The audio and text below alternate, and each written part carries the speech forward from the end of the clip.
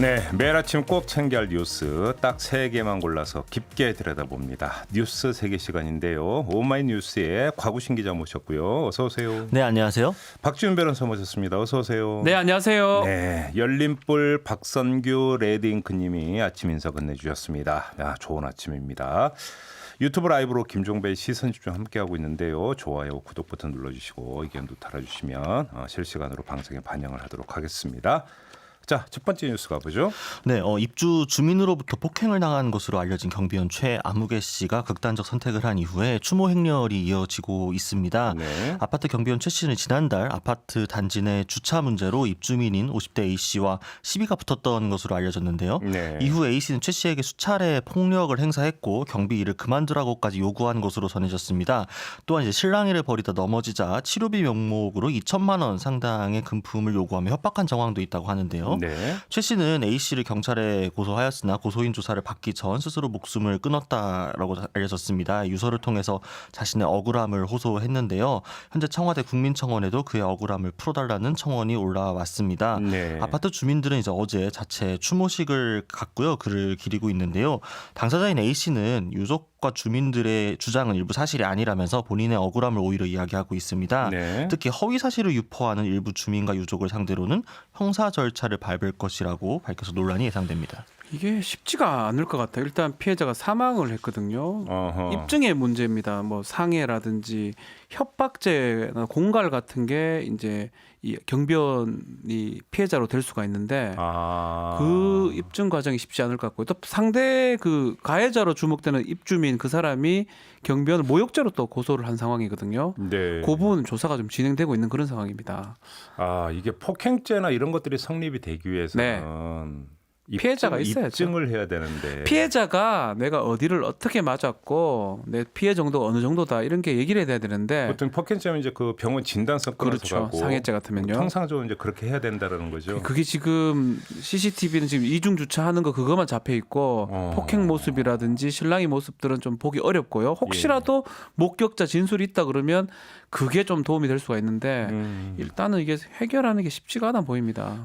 이게 사법적으로 또 그런 문제가 이제 발생할 수가 이 있겠네요. 갑질이라고 하는데 또 여기서는 이 지금 가해자라고 지목되는 사람은 아니 반대다 오히려 허위사실 유포다 또 얘기를 하고 있거든요. 근데 그거는 사법적으로 또 가려야 될 부분입니다. 근데 지금 고인이 어떤 그 이제 남긴 글이 하나의 근거가 될 수는 없는 겁니까? 이제 그게 이제 어떻게 보면 정황적인 아주 유력한 증거가 될 수 있습니다. 또 이 고인의 친형이 그런 어떤 어려움을 토로했다는 얘기를 하고 있거든요. 네. 그게 정황적인 얘기는 될 수 있는데 정황하고 그리고 그 어떤 협박이라든지 폭행 상해죄 성립하는 건 다른 문제이기 때문에 그 부분까지 사법 처리는 저는 좀 쉽지 않다 생각이 좀 듭니다.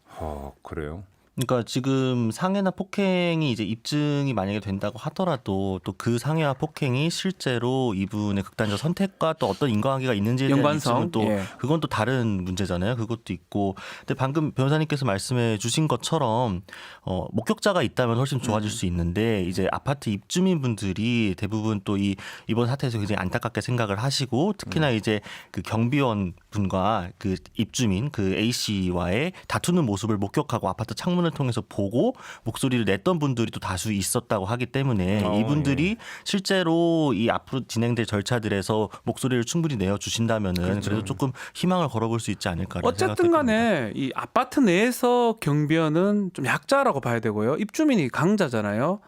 어쨌든 갑질에 의해서 사망의 결과 그 중간 단계에서 형사적 처벌이 될지 안 될지는 좀 따져봐야 될 부분이지만 어쨌든 결론적으로는 어떤 갑질 내지 그런 어떤 내용 때문에 극단적 선택을 한 거거든요. 네. 그 부분은 우리가 한번 고민을 해봐야 될 것 같아요. 한 번이 아니고 계속 반복되고 있어요. 2014년도에 압구정동인가요? 분신했던 사건도 있었어요.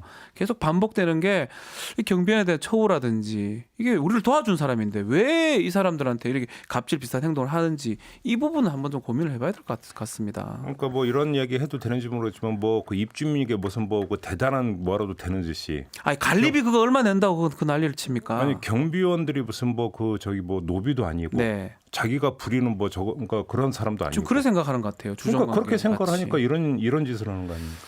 이게 문화가 바뀌어야 되는데 다 그렇지는 않지만 네. 간혹 그런 아파트들이 있고 또 간혹 그 안에 아파트 내에 입주자 중에 그런 생각하는 사람들이 있는 것 같습니다.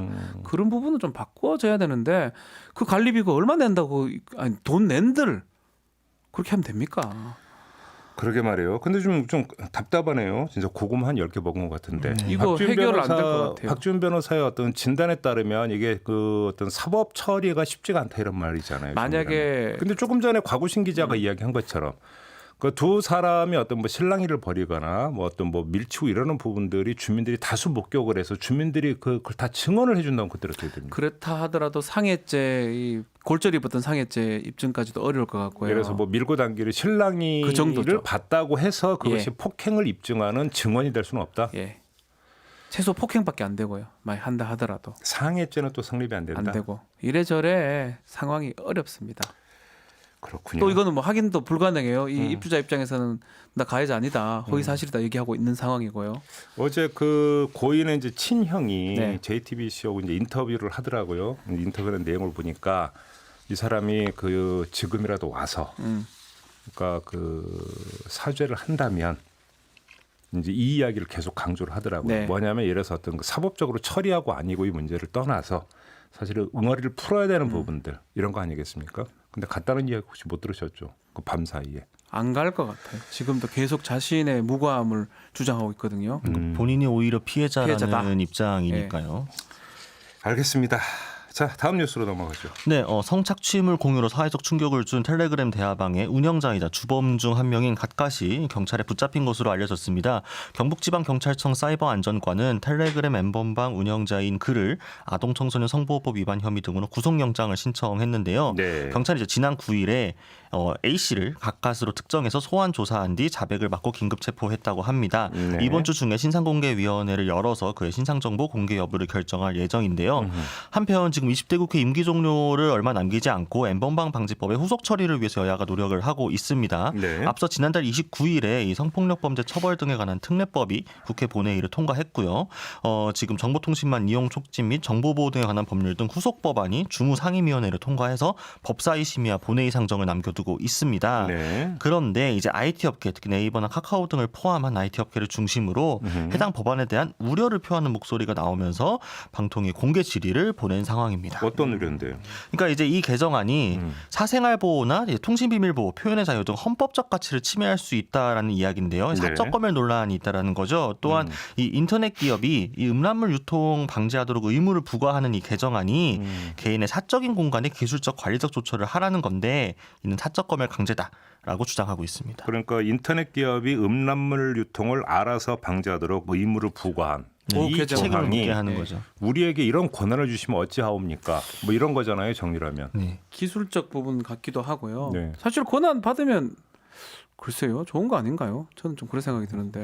그러니까 이제 그 기본적으로 만약에 이런 권한을 갖게 되면은 이 사업자들이 상시적으로 모든 걸 들여다보는 게 아니라 이제 AI 기술을 통해 요즘 보시죠. 붓을 통해 가지고 특정한 키워드나 어떤 로그들을 분석을 해 가지고 위험한 것들을 잡아내고 그런 것들을 사후에 다시 이제 2차, 3차를 사람이 거쳐 가지고 확정을 해 가지고 이제 책임을 지도록 하는 건데 이 과정에서 어쨌든 들여다봐야 되는데 이 들여다보는 범위가 뭐 이메일, 카카오톡, 네이버, 밴드 뭐 기타 그 대부분의 이 우리가 인터넷 상에서 이용하는 이것들이 포함되다 보니까 네. 결국 이게 검열과 다를 게 뭐냐라는 식의 볼멘 소리가 지금 나오는 거거든요. 그러면 여기서 이제 논점은 두 가지가 나오는 것처럼 첫째, 그러면 자 음란물에 한해하는 거잖아요. 그렇죠. 그러면 예를 들어서 어떤 사적 검열의 어떤 뭐 권한을 우리한테 부여하면 되느냐라는 이야기는 네.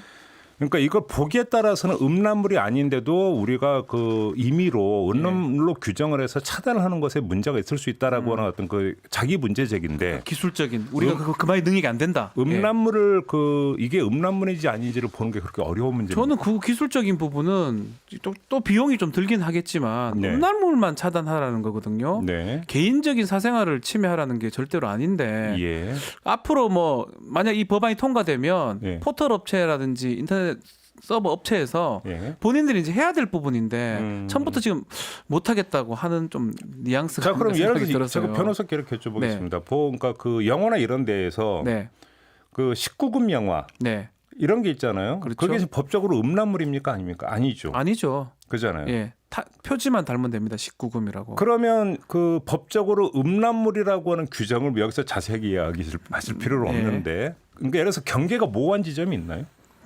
뭐 하지 않습니다. 직관적으로도 알 수도 있고요. 근데 이제 뭐 소설이라든지 뭐 이런 부분에서 음란이냐 예술이냐 뭐 예전에 그 논란들은 사실 있었어요. 이제 외설이냐 예술이냐. 죄송합니다. 예. 외설이냐 예술이냐 예. 그런 논란이 있었는데 지금 여기서 말하는 건 영상물이기 때문에 음흠.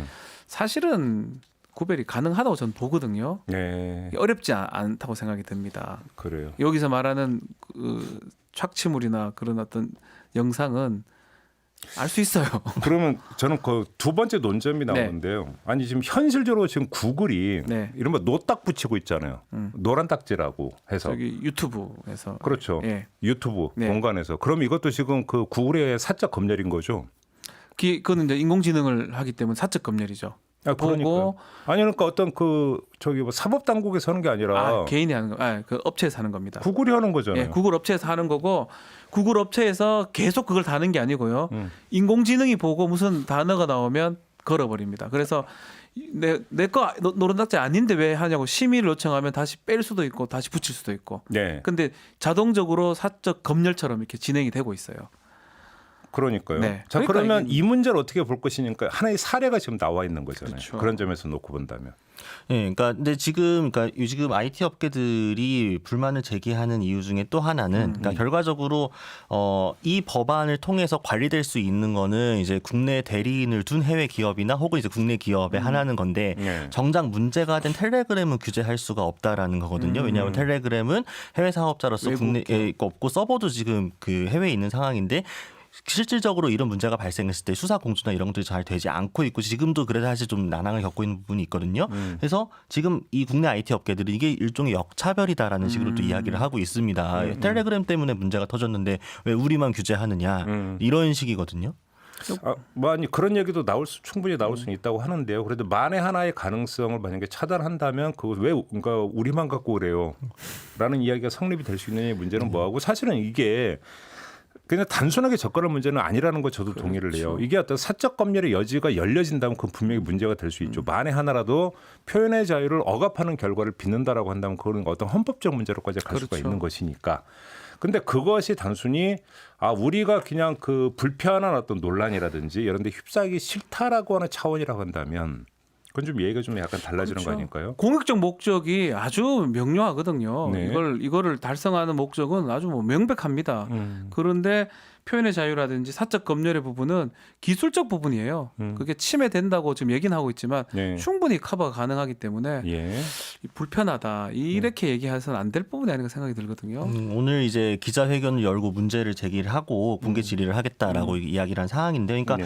조금 유념을 해둬야 될 게 지금 N번방 사건이 터진 이 문제는 사실은 그냥 음란물 문제도 아니었잖아요. 성착취물이나 음란물과 또 다른 범주에 해당 문제였고 이걸 해결해야 한다라는 이 목적 의식에 대해서는 아마 모두가 공감을 할 겁니다. 다만 이제 방법론적으로 조금 더 효과적이고 적절한 방법이 무엇인지에 대해서 우리가 논의를 해야 되는 과정인 건데 단순히 이제 지금 이 법안이 이런 문제 때문에 사적 침해, 좀 헌법적 가치 훼손 우려가 있다라고 하면은 네. 그러면 IT 업계도 나서 가지고 그럼 대안으로서 우리가 이런 정도는 해볼 수 있다. 혹은 그렇죠. 이런 식으로 우회하면은 우리가 컨트롤해볼 수 있겠다라고 이야기를 해야 되는데 그런 거 없이 그냥 이 법안은 문제가 많습니다. 못 받겠습니다라고 하는 거는 조금 관리자로서 책임이 좀 부족한 게 아닌가라는 생각이 드네요. 그러게요. 아무튼 음란물 유통을 방지하는 의무 여기서 이제 방지라고 하는 어떤 행위의 범위를 어디까지로 이제 그 잡을 것이냐라고 하는 아주 세부적인 조율은 좀 있긴 있어야 될 것 같아요. 네. 알겠습니다. 아무튼 근데 이제 큰 뼈대의 문제에 있어서 이 정보통신망 사업자들의 어떤 의무 이 부분들을 부과한 것을 어떻게 볼 것인가 바로 이 문제 아니겠습니까? 그렇죠. 일단 그 점만 좀 확인을 하고 넘어가겠습니다. 자 마지막 뉴스로 넘어가죠. 네, 지난 총선에서 낙선한 이후 지속적으로 이 선거 조작 의혹을 제기해온 민경욱 미래통합당 의원이 국회에서 어제 토론회를 열었습니다. 200여 명의 지지자가 몰렸는데요. 이 중 일부는 마스크를 쓰지 않은 채 입장하려고 해서 좀 문제가 있었습니다. 네. 국회 측에서 입장 인원을 제한하려고 하자 이 과정에서 거친 욕설과 물리적 충돌도 있었는데요. 네. 이 민경욱 의원은 본인이 앞서 페이스북을 통해서 빼도 박도 못하는 이 물증을 이날 공개하겠다고 예고를 했었는데 민 의원이 공개한 세상이 뒤집힐 증거는 이 투표용지였습니다. 각종 투표용지가 예. QR 코드가 찍힌 서울 서초을과 경기 분당갑의 사전 투표지가 경기 분당을에서 발견됐다라는 주장이었습니다. 네. 또 이제 투표관리관의 날인이 찍히지 않은 미기표 투표용지가 무더기로 벌어진 것을 발견했다라면서 이 투표 용지들을 현장에서 공개하기도 했는데요. 네. 그러니까 이제 기표도 안 되고 투표관리관의 날인이 없는 용지들이 사전 투표에서 발견이 됐으니 이게 조작의 증거다라는 게 그의 요지였습니다. 네. 또 한편 이날 현장에는 공병호 미래한국당 공천관리위원장 등도 참여를 하고 또 지금 이현주, 박용찬, 김척수 등 낙선한 통합당 후보들이 잇따라 지금 증거보존을 신청을 하면서 네. 의혹에 합류를 하고 있습니다. 예. 중앙선거관리위원회는 조작이나 부정은 절대 있을 수 없다라고 지금 일축하고 있습니다. 가능성을. 그러니까 뭐 투표지가 다른 지역에서 이제 발견이 됐다라고 이제 주장을 하고 있는데 그러니까 투표지가 그럼 어떻게 그 입수가 된 건지 출처가 어떻게 되는지는 안 밝혔다는 그 얘기는 거죠. 아직 얘기하지 않았죠. 이상한 것만 얘기를 하고 있고 예. 어떻게 찾아낸 거고 정말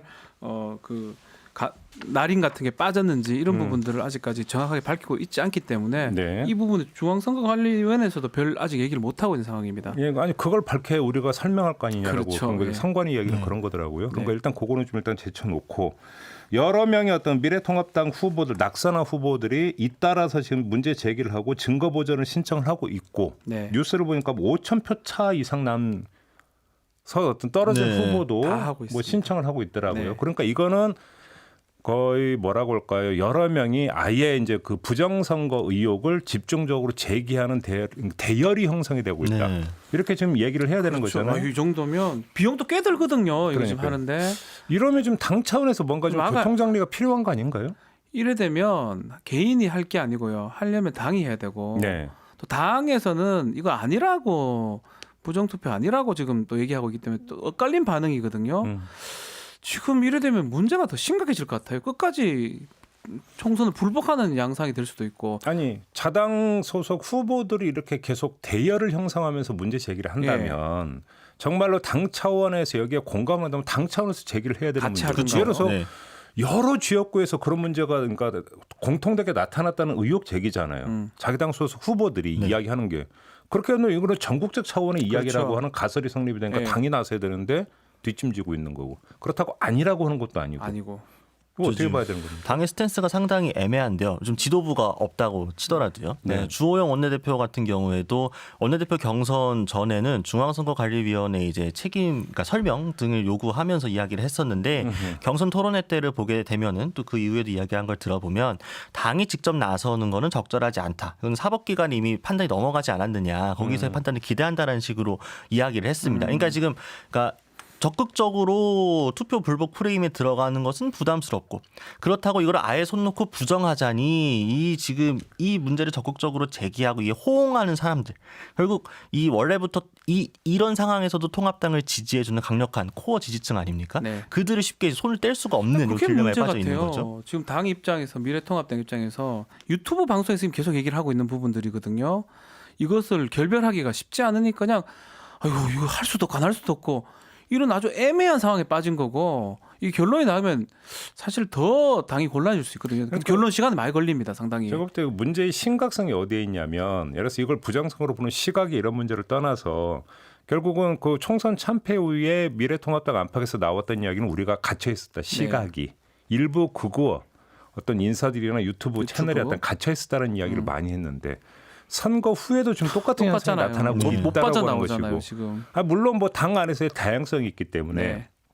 몇몇 후보가 그런 이야기를 뭐 할 수도 있다고 치더라도 당 차원에서 그러면 이걸 어떻게 할 것이냐의 문제. 그래서 지금 그 얘기를 하는 네, 거거든요. 맞습니다. 아니 한둘이 할 수는 있어요. 뭐 민경욱 의원이 최초로 제기했으니까. 근데 여러 곳에서 한다는 거는 당이 같이 움직이거나 아니면 네. 못하게 하거나 이렇게 돼야 되는데 그 부분이 지금 좀 정리가 안 되고 있거든요. 그러니까 총선에서 무엇을 배웠는가라고 하는 어떤 질문을 던져야 되는데 아니요. 사실은 우리는 총선에서 진 게 아니라는 거잖아요, 아니라고 하면 불복이잖아요, 무엇을 이게. 배웠느냐는 얘기 질문은 성립이 안 되긴 안 되는 전혀 거죠. 배운 게 없는 거죠. 근데 그거는 그 일부 후보들이 아니라 당한테는 그 질문을 할 수 있는 거죠. 그렇죠. 해야 되고요. 그러니까 뭐 이런 예를 들면은 이제 기자들과 만난 자리에서 이런 질문들이 계속 나오고 있는데 당이 지금 이도 아니고 저도 아니고 명확하게 교통 정리를 못 하고 당내 인사들끼리만 지금 공방전을 벌이고 있거든요. 예컨대 이제 이준석 전 최고위원 같은 경우에는 적극적으로 반발을 하고 아니다 있고요. 아니다. 하고 이건 있고. 말이 안 된다는 이야기를 하고 있는데 반면에 또 이런 게 있으니까 있으니까. 그러니까 만약에 또 이 원내 지도부가 명확하게 입장 표명을 하게 되면 아니라고 손을 긋게 되면은 이 만약 태극기를 들고 계신 나라를 걱정하시는 분들이 어디로 가겠어요? 그럼 당사 앞으로 가서 또